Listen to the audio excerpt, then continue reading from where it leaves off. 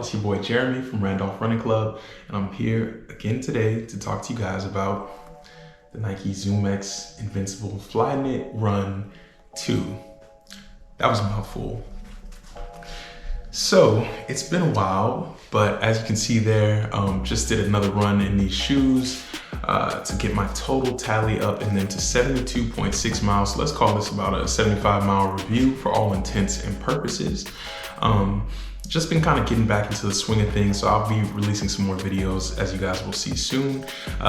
Post Berlin Marathon, that was great, and I definitely need to do a recap on that, but I want to do something a little bit different, so that's kind of why I've been a little bit hesitant. Well, not hesitant, but I've been a little bit delayed in getting that recap video out. But the Berlin Marathon was absolutely awesome. Got to run that with my wife for her first marathon, which was a world major. How crazy is that? So just an all-around awesome experience. But as I said in the previous scene there in the intro, we are here to talk about the ZoomX Invincible Flyknit 2 from Nike. So I'm gonna shorten that a little bit. We're just gonna call it this Invincible 2s from here on out. But you know, let's try a little bit of a different format today on this video. Get started off by talking about the upper. The upper of this shoe, as the name says, is completely Flyknit. It's very nice, it's very plush. I find that Nike's Flyknit upper is probably one of my favorites as far as the non-mesh kind of engineered sock-like uppers. It conforms to the foot, hugs it really well, holds it in. I don't feel any slop or anything while I'm in my stride, which is absolutely awesome, especially considering kind of the purpose of the shoe as your everyday or recovery shoe or something of that nature, where you're really gonna wanna have something that has a really good lockdown and just holds you in place. The laces are the right length. That was an issue I had with the previous version of this shoe, which I complained about a ton in a review video here on the channel a couple months ago. But I found the laces here, they were the right length. And just all in all, like the upper felt good. You've got a gusseted tongue. I thought it was weird that they put the padding on the outside of the shoe, kind of like you can see here or in the video there, but seeing as that's not something you're really going to interact with, but I think it just really kind of leans into that whole plushness of the shoe and the soft feeling that the upper provides. So no marks there, no issues. I didn't get any hot spots or weird rubbing, which is absolutely awesome, especially compared to my struggles with the previous version of this shoe, which caused me immense pain on my feet. So now let's move to the midsole. Midsole is that full length, juicy, nice, soft ZoomX that you've come to love from Nike. It's extremely comfortable. It's just as bouncy and responsive as you've expected. But you know, obviously in this shoe, it's a max cushion iteration of that, and it's not really built for speed like some of the other shoes, like an Alpha Fly or you know, Vapor Fly or Street Fly, one of those types of shoes, right? Even though it is the same foam on paper. So we've got a heel drop or complete drop of the shoe from 9 millimeters. That's 37 millimeters in the heel and 28 millimeters in the forefoot. And I would say, you know, just there's not a lot more you can say really about ZoomX. It feels great. I've been searching for a very long time to find a pair of shoes that are kind of good for a long run, easy days, something that I can just do the bulk of my miles in and not really have any issues. And ZoomX just kind of fits the bill. Now, I'll get into the price and everything later. You're gonna have to pay for that. But with that being said, I think just kind of my ideal performance level in a shoe that kind of, you know, has this this weight, this kind of ideology behind it, I think the ZoomX foam midsole is as good as it gets. I don't feel any weird compression or anything happening either at this point at around 75 miles in. It's holding up really well and not really showing any signs of wear except for those like typical kind of Nike ZoomX things. I don't know if you guys remember, but in the original ad campaign for this, I'm blanking on the name. But the original Flyknit shoe that had kind of like the React foam, it had all the creases and everything, the Infinity Runs, there we go. Anyway, they kind of leaned into the fact that the foam has all these crinkles and stuff, and I know that wasn't ZoomX, it was React, but ZoomX has a very similar pattern. So if you're a person who cares about the shoe looking like it's scuffed up and used up, that this might matter to you, but trust me, it still feels amazing, just as good as day one out the box. So yeah, let's move on to the outsole. It is a full rubber outsole with that familiar waffle pattern that Nike is kind of known for historically. It has a super wide base, provides a ton of support.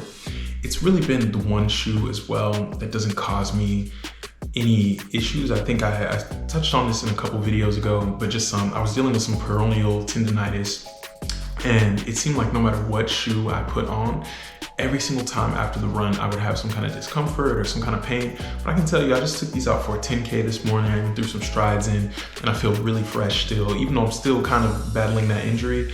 And I would say, I think it really comes down to that really wide base of this outsole and the fact that it has so much, rubber coverage, but the rubber is not extremely hard, still seems soft. Just getting a great soft landing, and it's wide, it's stable. I think this is a great shoe if you're a person who just slightly over or under pronates. I think this shoe can kind of help without going the full route of a complete stability shoe that has guide rails and all of those things. It might feel a little bit more clunky. So just something for you to think about if that's something that is a consideration for you. And finally, let's talk about kind of just the on the run feel as far as the performance of the shoe. It talked a ton about the specs and how it feels, just walking around and everything like that. But, this is a chunky shoe. It's 11.1 ounces in a US men's size 9, I believe. So it's definitely not a lightweight shoe. It's not intended for you to be doing speed intervals or things of that nature. However, there's always a caveat, right? I find that this shoe, maybe it's just the ZoomX chemistry, that compound of that midsole, but I find it to be just springy, just lively enough to give me that kind of trampoline feeling of propelling me forward. It has a nice rocker kind of feel or geometry to it, this shoe does. So, as you're kind of transitioning into your toe off motion, it really feels like the shoe is kind of helping you through that cycle.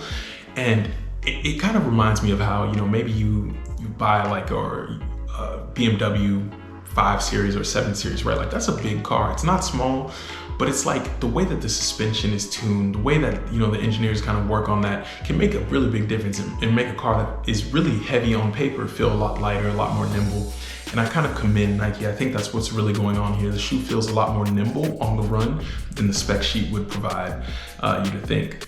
So honestly, I would say it felt good, or it feels good at every single pace. I've primarily just, kind of coming back from injury, coming back from the marathon and everything, been doing a lot of slow miles, and this shoe is just loving that. It's soaking those miles up. Feels amazing every single time. But on the flip side, I do find that, like today I threw in those strides and the shoe really kind of kept up with me. It kept the pace well. I think I got into like the 5:45 minute range, just for like 20 seconds or something at a time, but still the shoe felt good. It didn't feel like it was slowing me down a ton. Now granted, would I want to race a 5K in these? No. Would I want to race a 10K in these? Definitely not. But if you're a person who, you're gonna buy one pair of shoes and you want to kind of have them do everything for you, and then maybe you have another pair that's specifically for race day, I think this would really do well for you just because the performance feels so good and they feel so nice through the gait cycle. I mean, you're getting that great, nice mid-foot squish, and then you're getting a nice energetic toe off as you continue through your cycle. So honestly, amazing on the run feel. I've been loving these shoes. It's been kind of hard for me to pick up other things. I have another pair of like Ultras and some other shoes that I'd like to review, but I keep coming back to these. They just feel really good right now. So last but not least, I always want to talk about the value. I want to talk about the price. So let's just get this out the way. These are 180 bucks. I paid $180 for them, supporting a local running store here in Oakland. And I would say, I've got this like kind of Boston Marathon colorway. It's super nice. Honestly, I love the way the shoe looks. But $180 is not cheap. So it kind of makes me think, a couple different things here, right? 180 isn't cheap, but if you bought this one pair of shoes and it was your everyday pair, you're getting a ton of use out of them. You're getting 400, 500, 600 miles, which I don't think is unreasonable. Just they feel so good approaching 100 miles. Shoes that die out early, I usually am starting to feel that already at around this point. So I think these are gonna last you a long time. And if you're only buying this pair and you're gonna wear these to the ground, right? 180 is not terrible. Comparable shoes to these might be around 160, 150 bucks. I'm thinking like Saucony Triumphs. I'm thinking Asics Nova Blast, like $140 shoe. But you know, at the end of the day, I'm thinking these shoes for this price, they're versatile enough. They'll keep you, you know, on the road. They'll keep you having fun while you're running. So that's worth something there, you know.